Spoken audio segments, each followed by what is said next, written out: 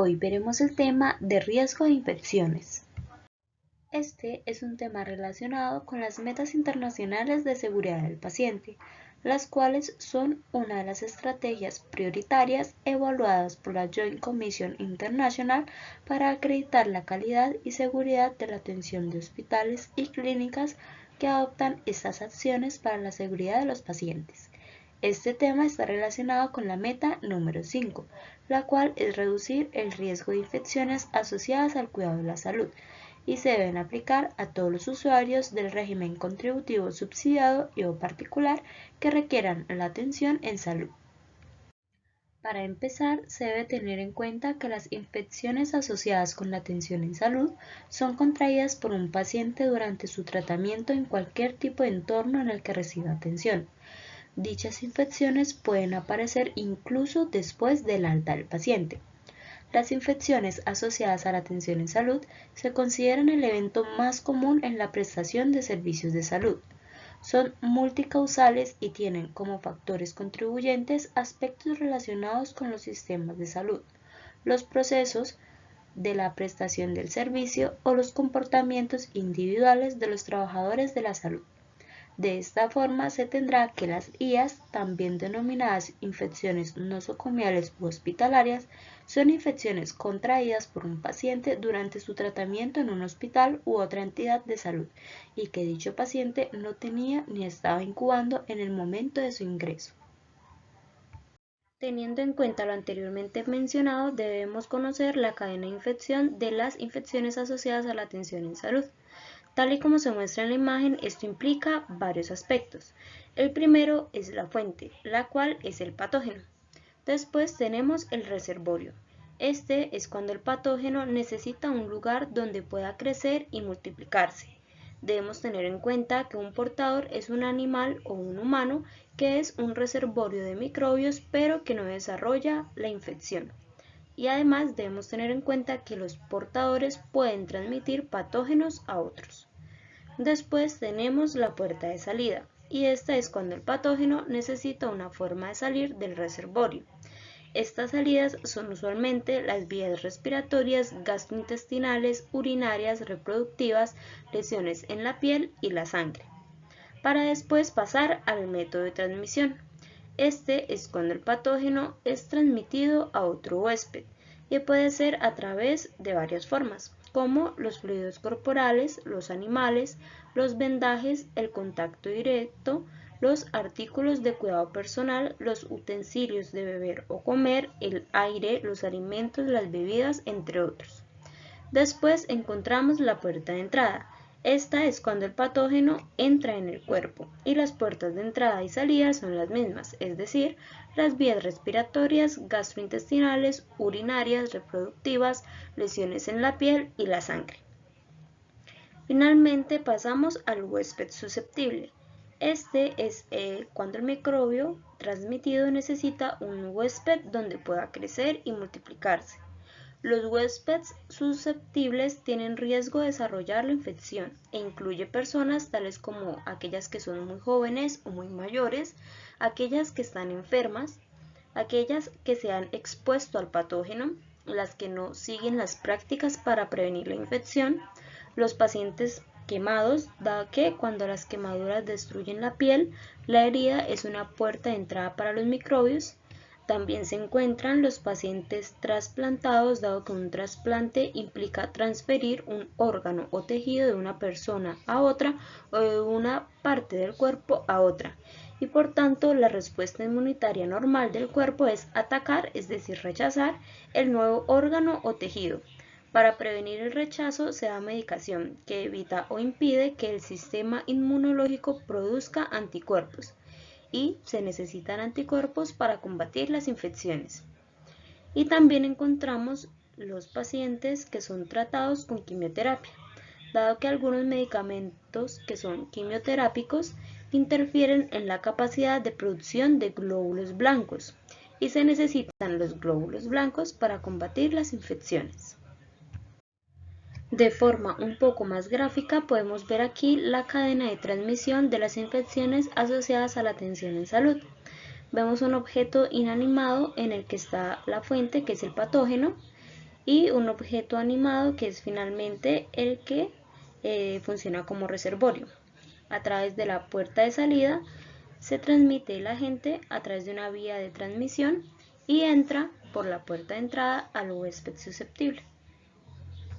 Teniendo en cuenta toda esta cadena de transmisión de infecciones, podemos destacar algunas causas de generación de infecciones asociadas a la atención en salud, entre las cuales se destacan el uso de dispositivos médicos, las complicaciones postquirúrgicas, la transmisión entre pacientes, la transmisión entre trabajadores de la salud, la transmisión entre pacientes y transmisión entre trabajadores de la salud y resultado de un consumo frecuente de antibióticos.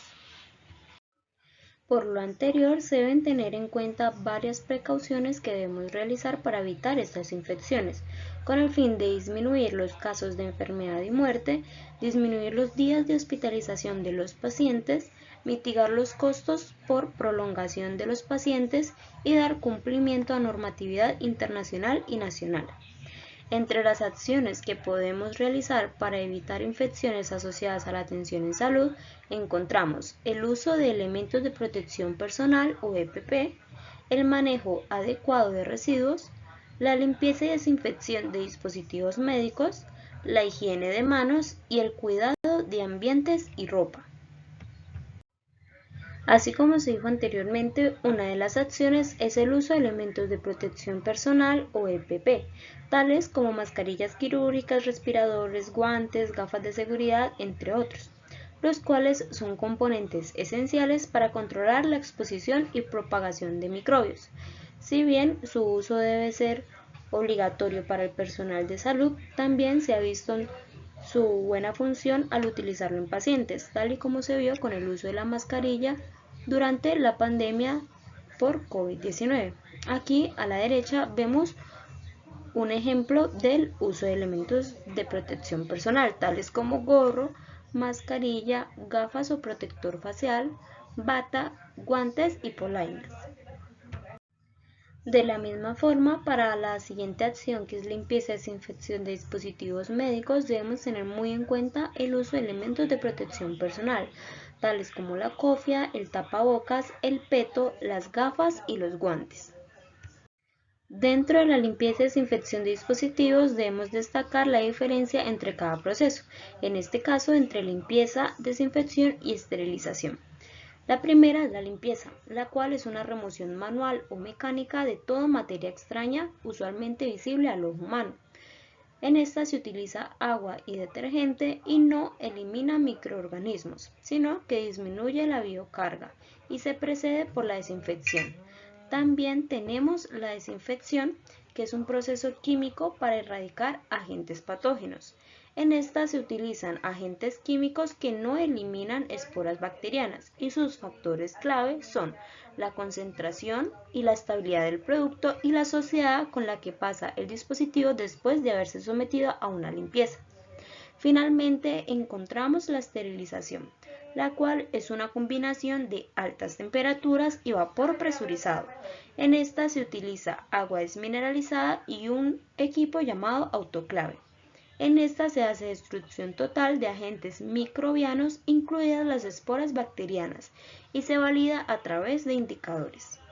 Estos indicadores o controles son de tipo químicos y biológicos que permiten evaluar la efectividad del proceso de esterilización. Son mecanismos de monitoreo del proceso de esterilización diseñados para responder mediante un cambio físico o químico característico frente a una condición física dentro de la cámara del esterilizador. Tenemos un ejemplo de control externo, el cual se ve a través de una cinta que a cierta temperatura empieza a colorarse de unas franjas de color negro. También tenemos el control interno, que son unos indicadores químicos que se colocan dentro del autoclave, dentro de los paquetes. Es una de las formas en las que se puede realizar y dependiendo de cuánto se colore la línea negra que se ve ahí, pues se verá si el proceso fue adecuado o no. Y por otro lado, los indicadores biológicos son unos dispositivos preparados con esporas no patógenas y altamente resistentes a los procesos de esterilización. Estas, a cierta temperatura y cierta presión, pues se degeneran, de modo que un resultado negativo es que cuando ya se saque el dispositivo del autoclave después del proceso de esterilización, si sigue siendo morado, y después de haber sido incubado, si sigue de ese color, va a ser un proceso correcto. Pero si al hacer el proceso y a incubar, si sale de color amarillo, pues será un resultado positivo, es decir, que sí habían esporas y por tanto es un error en el proceso. Otra de las acciones frecuentemente utilizadas es la higiene de manos.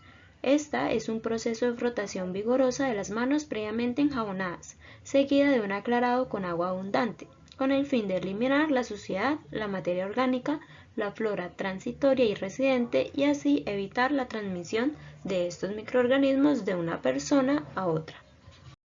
La higiene de manos es de diferentes tipos. Entre estos destacamos estos tres. El primero es el social, el cual es un frote breve de todas las superficies de las manos con jabón, seguido de enjuague al chorro de agua y su objetivo es remover la suciedad. También encontramos el tipo clínico, el cual es un frote breve y enérgico de todas las superficies de las manos con una solución antimicrobiana seguido de enjuague al chorro de agua. Esta busca remover la suciedad, el material orgánico y disminuir la concentración de la flora transitoria adquirida por contacto con pacientes o fomites reciente. Finalmente encontramos el tipo quirúrgico, el cual es un frote enérgico de todas las superficies de las manos hasta los codos, con una solución antimicrobiana, seguida de enjuague al chorro de agua. Esta busca eliminar la flora transitoria y disminuir la concentración de bacterias de la flora residente. Finalmente, también se destaca la sanitización, la cual es un frote breve con una solución antiséptica a partir de alcohol y emolientes, buscando destruir los microorganismos de la flora bacteriana transitoria adquiridos recientemente por contacto directo con pacientes, familiares o fomites y disminuir la flora residente, siempre y cuando las manos se encuentren limpias y sin contaminación con material orgánico. Este es un tipo de higiene de manos que se puede utilizar. Entre las acciones también se destaca el manejo adecuado de residuos y para ello se debe tener en cuenta la gestión integral de residuos hospitalarios y similares, el cual es un documento que contiene de una manera organizada y coherente las actividades necesarias para garantizar la adecuada gestión de cumplimiento de los lineamientos del Manual de Gestión de Residuos. Por ello se debe tener en cuenta la segregación en la fuente, el almacenamiento de residuos, el tratamiento y disposición final, el seguimiento de la gestión interna y externa de estos residuos y las auditorías e interventorías. Respecto al tema, se debe tener en cuenta las 3 R's: reducir, reutilizar y reciclar. Por su parte, reducir hace referencia a disminuir la cantidad de residuos que generamos, eligiendo productos con pocos envoltorios, utilizando envases retornables o comprando solamente lo necesario. Por parte de reutilizar, se define como dar un nuevo uso al residuo antes de desecharlo, por ejemplo, utilizando las hojas por ambos lados o recargando botellas de agua o gaseosa. Y por su parte, el concepto de reciclar es utilizar el residuo como materia prima y generar un nuevo producto. Cuando reciclamos papeles para hacer otros nuevos es un ejemplo de reciclaje. O también botellas para hacer buzones, tuberías, macetas, entre otros. Como se dijo anteriormente, dentro del tema de manejo adecuado de residuos se debe tener en cuenta la gestión ambiental y saneamiento, y uno de los principales aspectos es diferenciar entre residuos no peligrosos y residuos peligrosos. Por su parte, los residuos no peligrosos son aquellos que son biodegradables, reciclables, inertes, ordinarios o comunes, mientras que los residuos peligrosos se clasifican como infecciosos o de riesgo biológico, químicos o radiactivos. Por su parte, los infecciosos o de riesgo biológico son los biosanitarios, es decir, aquellos que hayan tenido contacto con fluidos del cuerpo humano, anatomopatológicos, cortopunzantes o animales. Mientras que los químicos son los fármacos, los citotóxicos, los metales pesados, los reactivos, los contenedores presurizados y los aceites usados. En cuanto a este tema, se debe tener en cuenta la clasificación de los residuos hospitalarios.